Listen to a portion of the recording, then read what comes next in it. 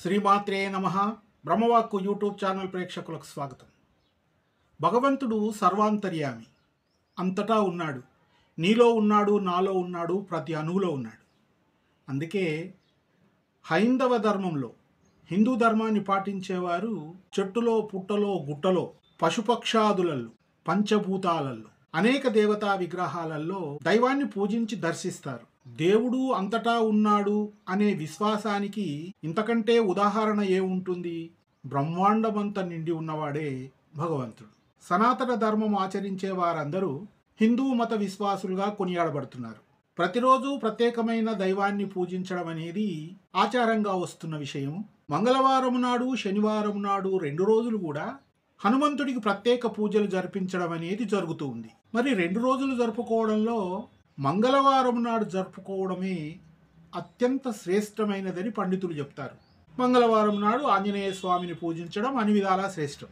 మంగళవారానికి స్వామివారికి ఉన్న సంబంధం ఏమిటి మరి?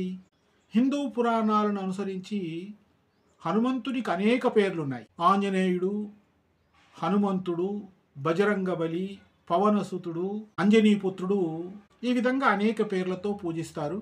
ఆంజనేయ స్వామి అనుగ్రహం పొందడానికి మంగళవారమే అత్యుత్తమమైనదని భావిస్తారు. ఇందుకు అనేక కారణాలున్నాయి. ఈరోజు ఆయనను భక్తి శ్రద్ధలతో పూజించినట్టయితే అనేక కష్టాల నుండి విముక్తి కలుగుతుందనే విశ్వాసం. అందువల్ల ఈరోజు స్వామివారికి ప్రీతికరమైన రోజుగా భావిస్తారు. ఆయన ధైర్య సాహసాలకు ప్రతీక అని విశ్వసించే మనకు పూజించడం వల్ల భక్తి, ధైర్యము, ఉత్సాహము మనకు కలుగుతుంది. ప్రత్యేకించి ఈరోజు పూజించడం వల్ల అంగారక గ్రహ దుష్ప్రభావాలు తొలగిపోతాయని, అంగారకుడు ఉన్నత స్థానంలో ఉంటాడు గనక ఈరోజు ఆంజనేయ స్వామిని పూజించడం వల్ల అనేక ప్రయోజనాలు కలుగుతాయని జ్యోతిష్ శాస్త్రంలో ఉందని చెబుతారు. ఈరోజు పూజించడం వల్ల ఆరోగ్య ప్రయోజనాలు కూడా చేకూరుతాయంటారు. మంగళవారం నాడు ఉదయమే లేచి స్నానాధికాలు ముగించుకొని స్వామివారి చిత్రపటము లేదా విగ్రహం ముందు కూర్చొని 3 సార్లు హనుమాన్ చాలీసాను చదవడం వల్ల అనేక ప్రయోజనాలు ఉన్నాయని చెబుతారు. ఇలా చేయడం వల్ల జీవితంలో ఎదురయ్యే సమస్యలు, సంక్షోభాలు తొలగిపోతాయంటారు.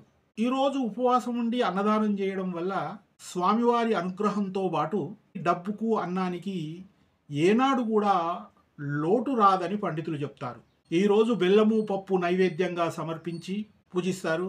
నిరుద్యోగులు తమకు ఉద్యోగం రావాలని, స్వామివారిని పూజిస్తే వస్తుందని స్వామివారి పాదాల చెంత తమలపాకులు పెట్టి పూజిస్తారు. భక్తులు అనేక విధాల నైవేద్యాలు సమర్పించి తమకు సుఖ సంతోషాలు, ఆయురారోగ్య అష్టైశ్వర్యాలు కలగాలని పూజిస్తూ ఉంటారు. అన్ని విధాలా ఆదుకునే దైవము ఆంజనేయ స్వామి.